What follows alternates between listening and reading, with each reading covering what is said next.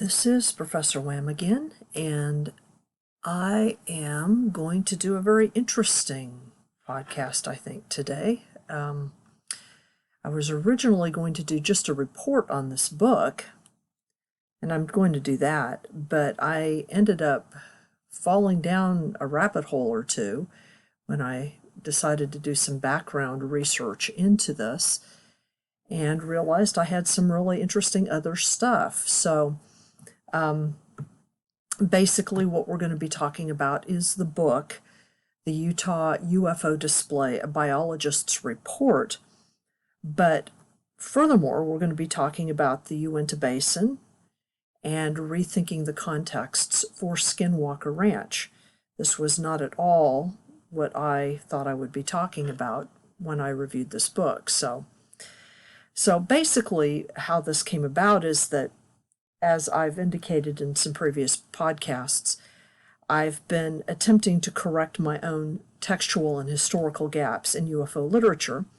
So over Christmas, I decided to plunk down and read a text that I've had in my possession for a number of years, but had never actually cracked open. And I don't know why now, because it's actually a fascinating book, not only in terms of the cases that were collected and investigated, but the author's approach, which is interesting, and some of the social and political undercurrents that are present in the book. I'd originally purchased this book, and just to make sure you understand what it's called the Utah UFO Display, a Biologist's Report. And here is the original cover for it. When I got the book, it didn't have this cover, but apparently this was the first cover. It's only been printed once, and it was published in 1974.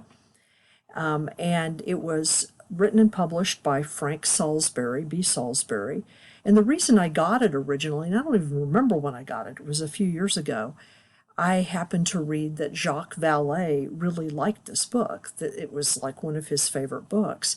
And so I thought, well, that's got to be interesting. So I went and did a search for it, and I found a library that was dumping a copy. So I picked it up. It's been long out of print, and it sat on my shelf neglected.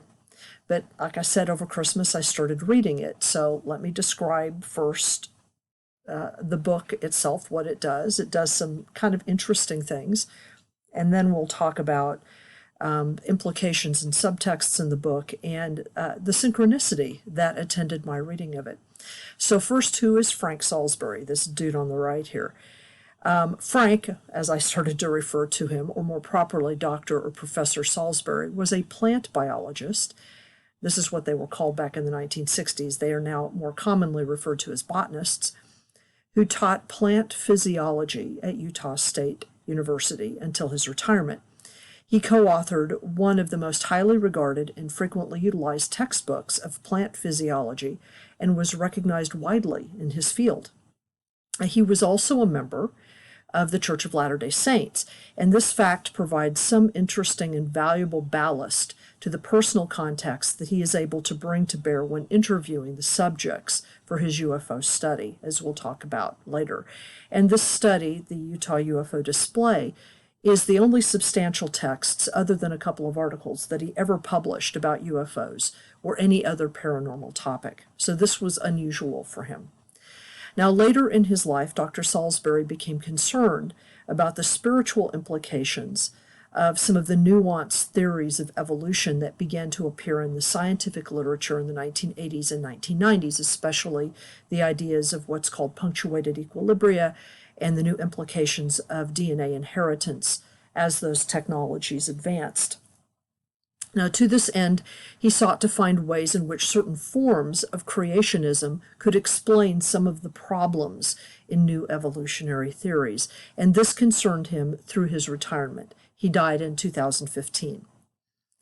Now, part of what makes the Utah UFO Display so interesting is that you have this biologist stepping way out of his comfort zone while maintaining a sensible yet playful scientific stance towards the witnesses and their stories. And by playful, I don't mean he's making fun of them. he's using those stories, he's using those accounts as a way of rethinking what reality might be about. And it's a very interesting approach. His writing is engaged, simple to understand, and yet he asks the best and most obvious questions of the material and the witnesses. He also provisionally identifies some of the reports as misidentified planets or other celestial events, given his astronomical knowledge, which is obviously another interest of his. So there are some of the accounts that he uses when he talks about them where he provides, probable explanations for them based on what is clearly another interest of his, the stars. But for me, the book became even more interesting when I realized that he's talking about the larger area which contains the acreage now referred to as Skinwalker Ranch, and that this book includes reports occurring in the same area as Skinwalker Ranch before it became known as the mother of all paranormal zones. Could there possibly be a context here? So let us see. The UFO reports in the case files were collected by Joseph Jr. Hicks. Now, don't make fun of his name there. He was a Uintah Basin settler native, as distinguished from an indigenous native, who worked as an independent construction contractor and electrician. And here on the left, if you're looking at the vlog, that's a picture of Frank when he was much smaller, Frank Salisbury, and Mr. Hicks is on the right. So this was the duo that put this study together. Mr. Hicks was also a stake secretary of welfare in the Mormon Church for the Uintah Basin. I'll let you look that up to see what that means in terms of ecclesiastical structure, but what it really meant was he worked as an independent construction contractor and an electrician, and he also had this responsibility in the church. So he was able to travel around the area quite a lot. And that enabled him to talk to many different people who were reporting these strange experiences. So this had become more than a hobby for him, for Mr. Hicks.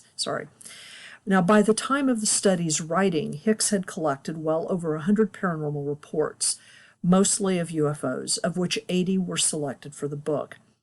There is a table of these reports in an appendix at the end of the study for easy reference.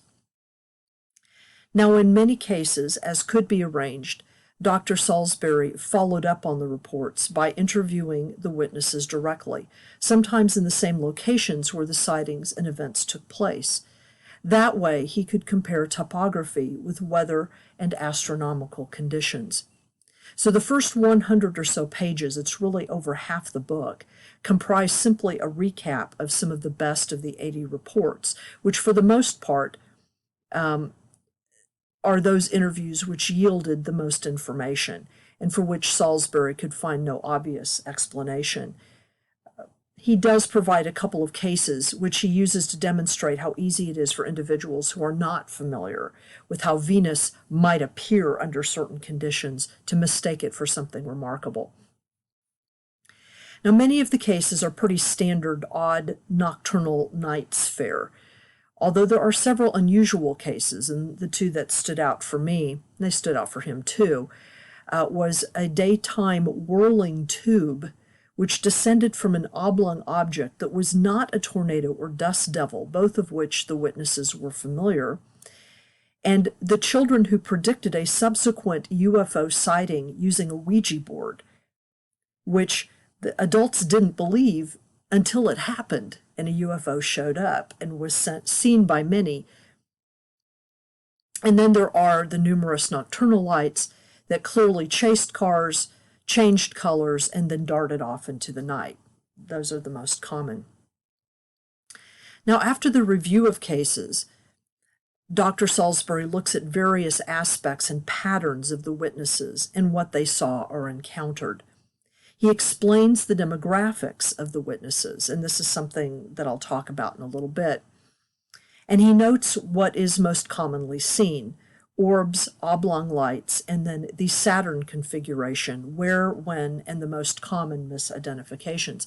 So on the right here, I have a couple of, it's a photo of a couple of models that Mr. Hicks made of some of the more striking common machines that were seen. Like, as I mentioned, most of them were nocturnal lights, but in some instances, especially in a few of the daytime sightings, there were actually objects that were seen behind the lights, and these are the two most common. It's kind of the disc shape with the dome on top, and then what is more commonly referred to as the Saturn shape.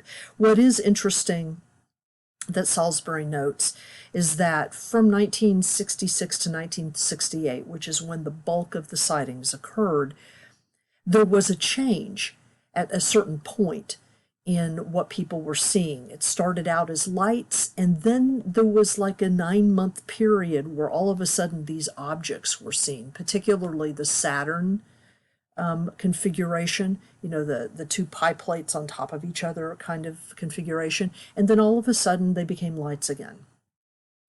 And he just notes this because there's just really no way to explain what that's about. One other thing he notes, and this is still relevant today, is that most of the sightings were seen in the countryside, not in the small towns or cities of the Uintah Basin.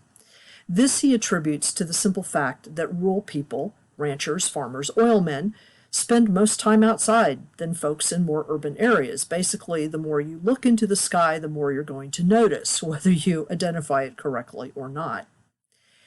Dr. Salisbury also notes a number of details that are often present in other UFO flaps, and as I mentioned, the bulk of the material he examines occurred between 1966 and 1968, which was a time of increased UFO activity in other parts of the U.S. So what he does is he looks at those details of some of those other flaps that are going on, and he notices that in the Uintah Basin sightings, there are a number of things that are not being reported, but that are being reported in other places. For example, in the Uintah Basin at the time, there are no or indeterminate accounts of UFO occupants, despite several witnesses having clearly seen windows and or used binoculars to get better views. There are no contact or abduction cases reported, no reputable reports of electromagnetic effects on vehicles or other machinery, and no photos were taken. It's very interesting that no photos were taken. In other words, what he's saying by this is that part of what makes these sightings interesting, or these reports interesting, is that there's really no elaboration of them. They are not elaborate reports. They are fairly straightforward. And while there's sometimes some excitement and a little bit of sometimes some memory issues, people will tell the initial story and then they'll think about it and change it a little bit, they'll correct it. The stories don't become more elaborate over time. Then Dr. Salisbury reviews the case files and compares them with the dominant theories of what UFOs might be, such as existed in the literature at the time, and he does this chapter by chapter. That UFOs are misinterpreted natural or conventional phenomena, that UFOs are lies or hoaxes, that UFOs are secret technologies being tested by our military. And yes, that was a popular theory at the time. We tend to think of this as a more modern theory, but way back in 1966, these people were assuming that this might be the case. That UFOs represent some kind of psychological aberration. And in this chapter, he does go into the psychological effects and affects of UFO encounter, which he did observe in some witnesses. And, of course, then the extraterrestrial hypothesis, or ETH. Then he reviews what light the current UFO literature at the time, including some abduction accounts, might shed on the Uintah Basin case files, and engages in some pretty fun and intelligent brainstorming. Now, I encourage all readers to join him in this if you avail yourself of the book, because much of it is still relevant today, and I'll just, in fact, read a little bit here about it.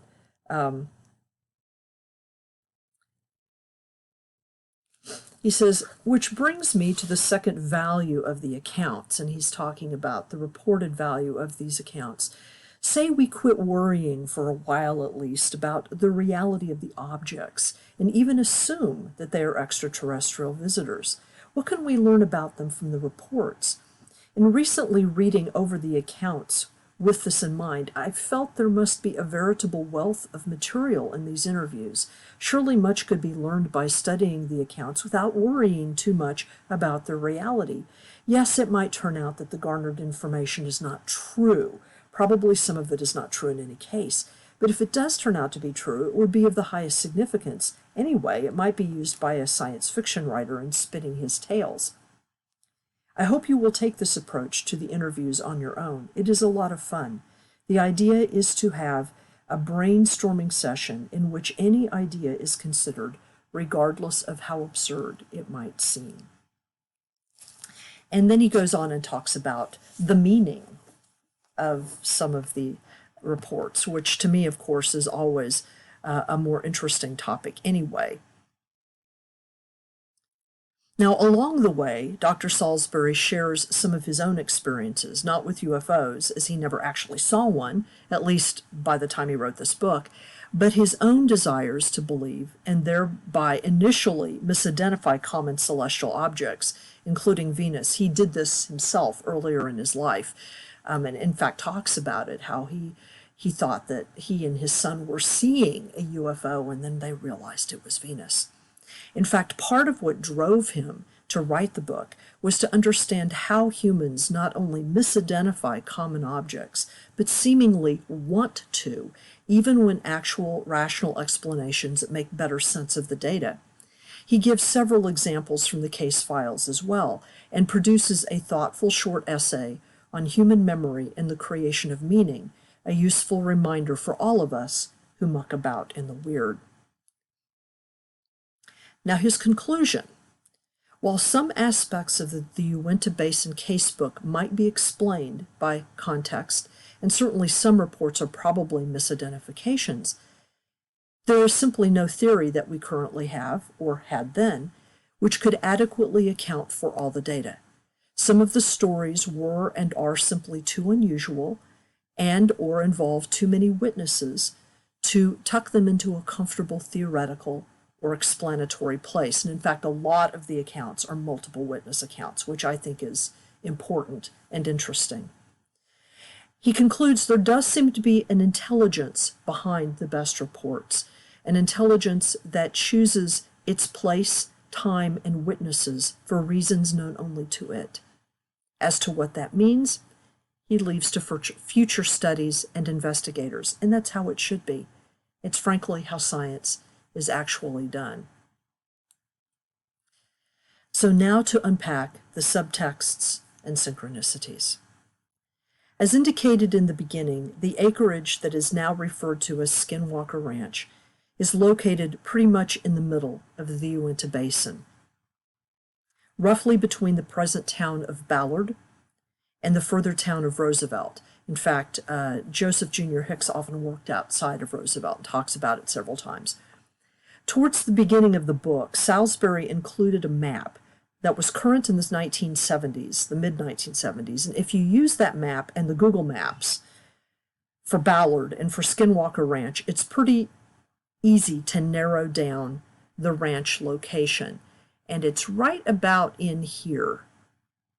The ranch location is right about in here, roughly.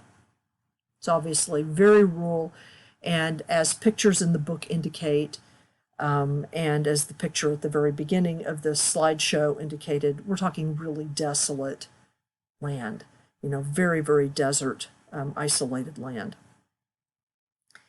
Now, Salisbury's map includes a numbered key, as you can see here. If you look at the vlog, it's got a numbered key that links all of the UFO reports which he and Hicks examined to his summary table in the book's appendix. So you can use the map to look up what reports are coming in from where. If one does that, it's easy to see that a number of reports hail from the approximate location of the present-day ranch, which at the time was owned and operated by the Myers family, none of whom are represented in the reports that Hicks collected, although it's possible that they had relatives in the area who may well have been so represented. I also found when looking through the reports that several, not all, in the Hicks case files came from this area were collected from indigenous informants, which constituted a minority of the reports overall. So what I did is I just looked a few of these up that were in this area. One of them, sighting number 67, occurred in 1968 on May 21st. And was witnessed by a Karma Winterton and 21 high school students. And it was a quite large, shining silver oval that changed speed, maneuvered, hovered, and dropped near the ground. Students had just come in from English class, and one noticed it out the window, and others and their teacher came out and watched for 7 to 8 minutes. And there were 22 witnesses. Another one, 21A, this location is even closer to the present location of Skinwalker Ranch, occurred on, this is a fairly early sighting, September 28th, 1966. This was at one of the mission homes of 4 native or indigenous girls. They noticed that there was a convex disc-shaped object that was slow and then fast, about the size of a small airplane. It came around the bend, the dome light came on, and it came at them with the light flashing. Another car came, and she was trying to get back up. The girls were screaming and were very terrified. Joanne Harris was the adult that was with these girls at the time. So this was one of the dome-shaped UFOs. In fact, this dome-shaped UFO, which I just read a little bit about from the summary, was apparently quite a striking account because of how close the object got to the car, and how terrified everybody was as a result of it. It just apparently kind of whipped around a corner and came right at the vehicle where this teacher was basically transporting 4 indigenous girls, either to or from their the mission school where they had been attending. So I've just mentioned the mission school, and so here's some context here. The Uintah Basin was first pioneered by settler members of the Church of Latter-day Saints, and to this day is largely politically and religiously dominated by the church.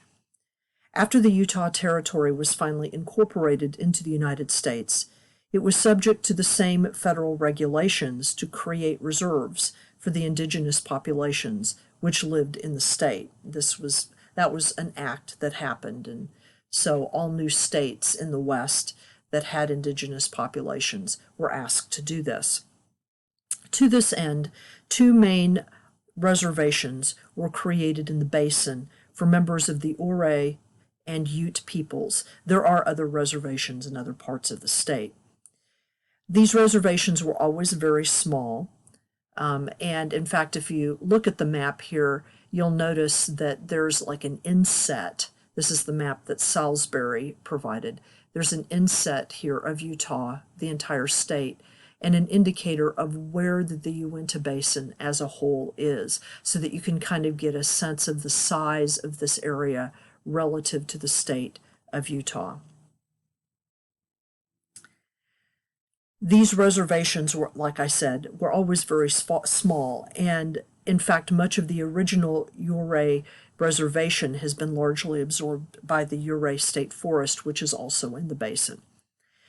The BIA, or Bureau of Indian Affairs permitted the church to largely manage the reservations as they saw fit, which meant that over time, settlers were permitted to whittle away at the tribal holdings. Obviously, these tribal holdings, some still remain in the basin, but they are quite reduced from the original reserves. And the church steadfastly maintained, in defiance of federal law, that they could enforce state regulations on the indigenous populations on these tribal lands, which included various religious prescriptions on marriage and religious observance, as well as criminal law enforcement. Now, one has to remember what the Book of Mormon says about the indigenous peoples of the Americas, that they are descended from a lost tribe of Israelites and that their skins have become darkened as a result of their having turned away from the true God. Even though the LDS Church has tried to mitigate this interpretation in the last few decades, the verses are there in the Book of Mormon for all to see and certainly influenced settler attitudes towards indigenous peoples.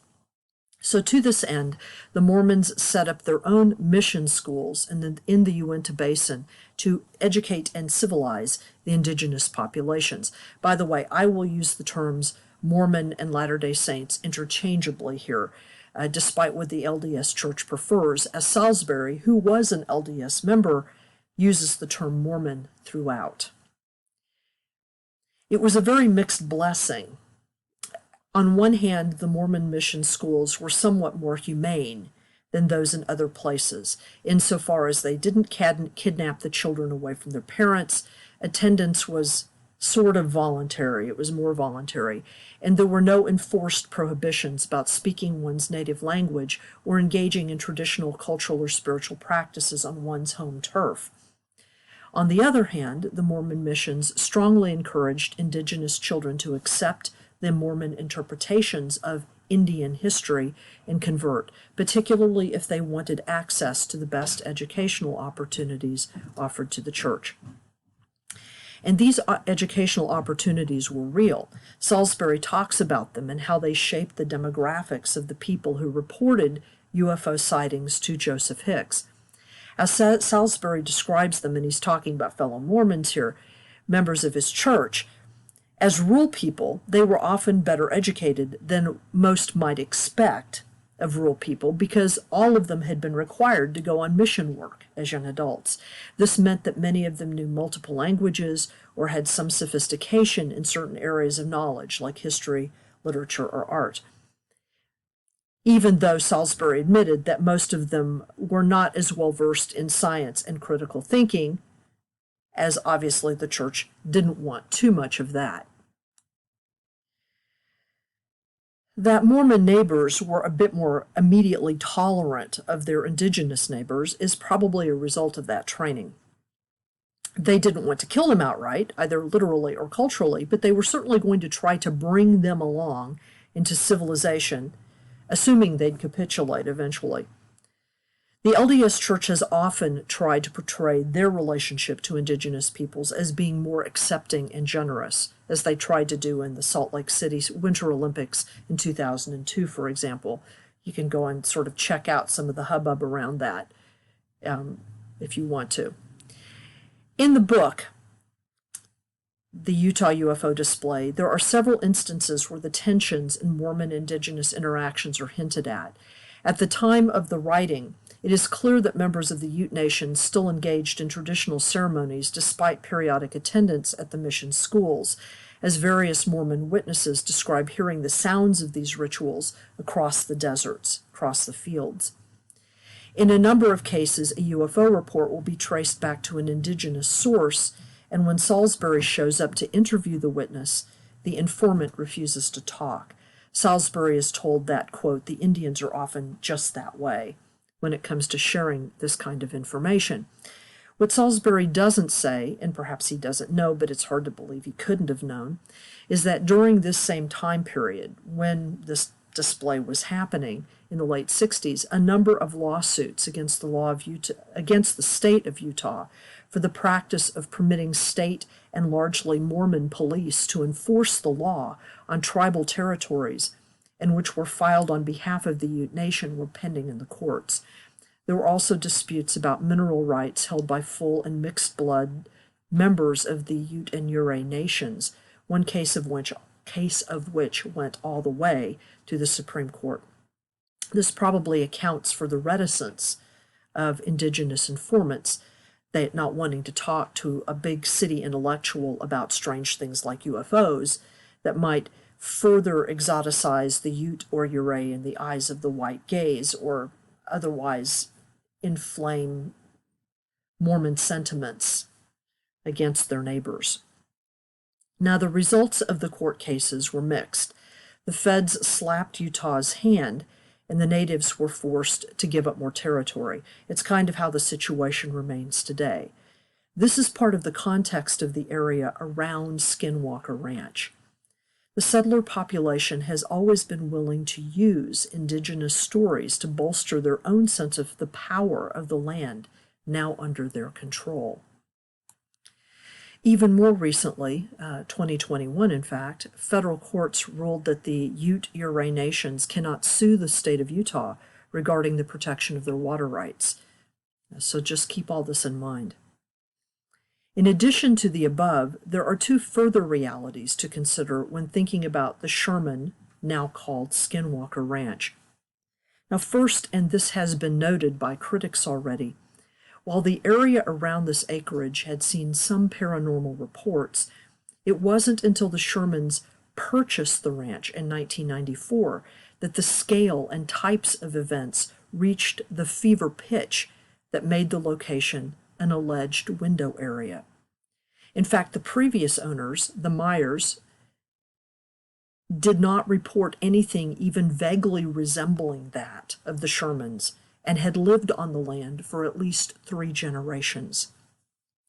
The Myers were probably aware that some strange things had been reported in their area.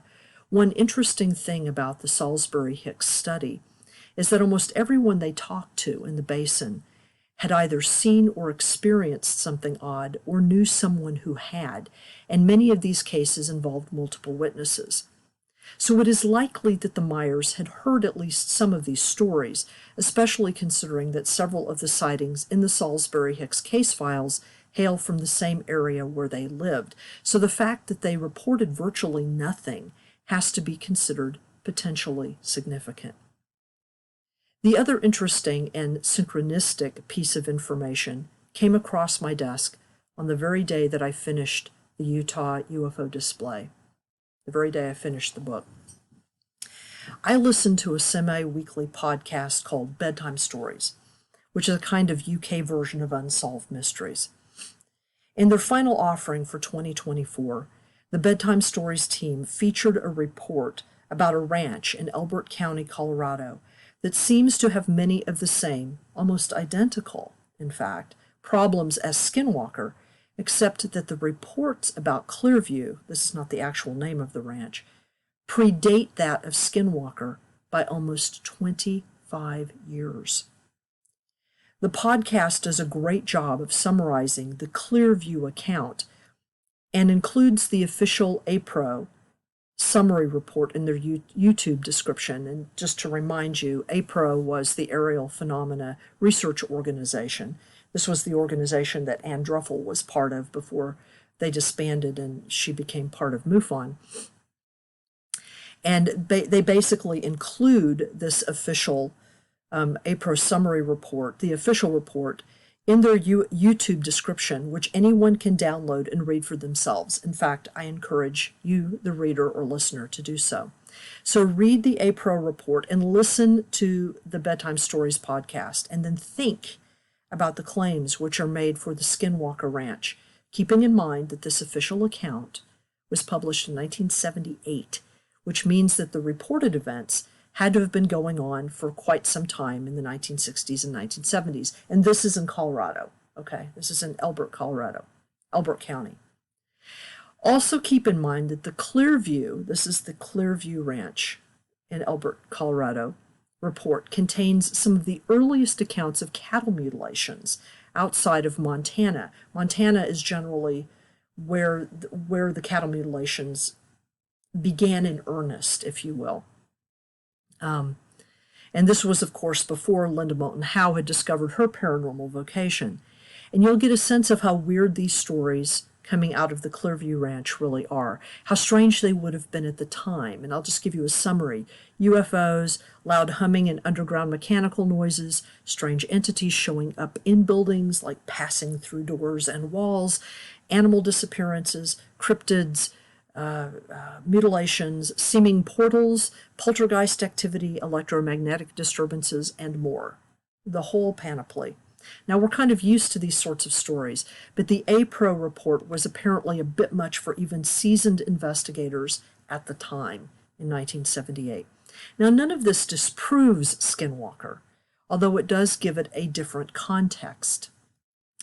At one point in the Salisbury-Hicks study, a witness, while relaying his relatively close sighting of an unnerving nocturnal light, expressed his fear that he would end up like Snippy, the horse that had been found strangely mutilated in Alamosa, San Luis Valley, Colorado, on September 9th, 1967, incidentally during the exact time period as the bulk of the UFO reports in the Salisbury-Hicks study, which are occurring an entire state away in the Uintah Basin, although, as the crow flies, there's not a great deal of distance between the San Luis Valley and the Uintah Basin. As the crow flies, obviously driving, there's a great deal of distance. The Snippy mutilation is often seen as the first official animal mutilation account, in much the same way as Kenneth Arnold's UFO report is seen as the opening gambit in modern UFO sightings. Now, this Uintah Basin witness, who was afraid of becoming like Snippy, had clearly heard about Snippy in the papers. There were also many UFO reports in the local Colorado papers at the time that people were seeing things in Utah. Obviously, these accounts were being reported in regional papers as well, so he had heard about Snippy. And in the description to this vlog, I'll also put in a very good kind of summary report of the Snippy mutilation, so you can kind of get the historical sense of what was going on with that as well. Now, the San Luis Valley is quite a distance from Elbert County, Colorado, where the acreage of the Clearview Ranch is located. So the reports that started to come in from the latter location in the late 60s and early mid-70s are not necessarily causal or connected. It's just interesting that one has all the elements of what will be found in the Skinwalker narrative happening in Colorado, along with concomitant but relatively uncomplicated sightings happening in the Uintah Basin first. And then 25 years later, the Sherman Ranch in the Uintah Basin is the focus for very similar, bizarre reported happenings. So really strange stuff probably happened somewhere, but it seems at least that Skinwalker is not quite the unique place it's claimed to be. If something almost the same happened at another place 25 years earlier. Like, what are the odds that there are two such locations? Unless something found the Sherman Ranch to be more amenable to haunting and moved on west. In any case, the Utah UFO Display is an excellent book for readers who want to drop all they thought they knew about UFOs, witnesses, collecting reports, and conducting investigations and start all over again. After all, collecting the cases, interviewing witnesses, and doing other research took almost 7 years for Joseph Hicks and Frank Salisbury to complete. This is largely thankless work, and most people who are making a living at it are doing a hustle with the information somewhere at some level. Even John Keel and Jacques Vallee had and have day jobs.